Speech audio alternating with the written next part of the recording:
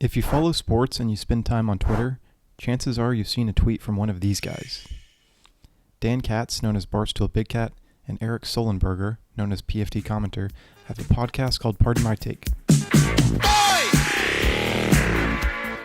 Welcome to Pardon My Take. PMT for short. They started it in 2016, and it's the #1 sports podcast in the world. It was an immediate hit, and in this video, I'm going to discuss what makes it so successful, how it can grow even bigger, and when it will end.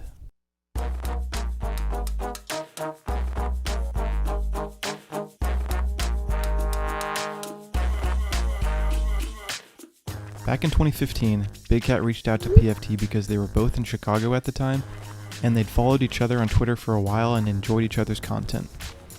It turns out they have a lot in common. They're both the same age, they both follow the NFL on a borderline unhealthy level, they both root for franchises who are generally incompetent and unsuccessful, and they have a very similar sense of humor. So Big Cat had the idea to team up and create the Pardon My Take podcast. This wasn't going to be like the other sports podcasts out there. The name is a mix of two ESPN shows they tend to mock, Pardon the Interruption and First Take. Their plan was not to be like the others and offer well thought out sports predictions and analysis. Instead, they would not take themselves seriously, and they let their personalities be the reason people came back to listen each episode. For example, when the NFL and NBA are both in their off seasons in the summer months, they make Mount Rushmore lists of various categories such as pizza toppings and things that make you seem cool. This segment was originally intended to mock the talking heads on the ESPNs of the world who would rank their top 4 NBA players of all time and label it their Mount Rushmore. The producer of the show is Hank Lockwood, who's not the most world-renowned educated person. He's the third voice of the show and brings a different vibe, balancing it out with his negativity and the fact that he roots for successful sports teams like the Patriots, Celtics, Cowboys, and Duke basketball. Here's a look at the whole PMT crew. Even though Big Cat and PFT are the stars of the show, the rest of the guys are important to the show's success. Hank often brings the viewpoint opposed to Big Cat and PFT.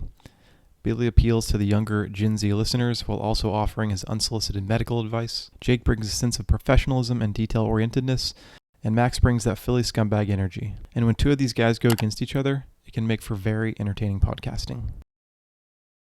One of the main reasons they've been so successful is their consistency.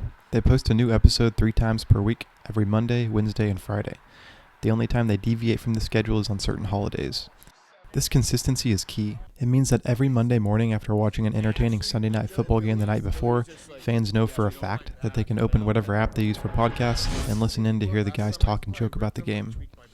It creates a bond, and listeners feel like the PMT crew are their friends in real life because they're part of their day-to-day life. Since it's been running for 7 years now, what's next? There are 2 strategies PMT is employing that I think can help it grow even bigger. The first is improving its presence on YouTube. 5 years ago, no one went to YouTube to listen to podcasts. Nowadays, it's the #1 platform users go to, ahead of Apple Podcasts and Spotify. Shows like Impulsive, the Full Send Podcast, and the Joe Rogan Experience, before he moved to Spotify, showed that growth on YouTube is unparalleled. Creating good thumbnails and titles are something PMT has realized is critical, and it's helping immensely. They now film every episode and encourage listeners to watch it on YouTube. They can also create clips and shorts out of their episodes. All of this creates more revenue via AdSense, and with their videos getting integrated into the algorithm and popping up in people's feed who had never heard of them, it's huge. I believe the main inspiration for increasing their YouTube efforts was Pat McAfee, a former Barstool employee himself. As of today, I am officially retiring from the NFL. I'm joining Barstool Sports. He left the company and started his own show, and it's been massively successful. His target audience heavily overlaps with PMT's, and for a long time, he was the one getting those YouTube viewers. The second strategy is their upcoming move to Chicago.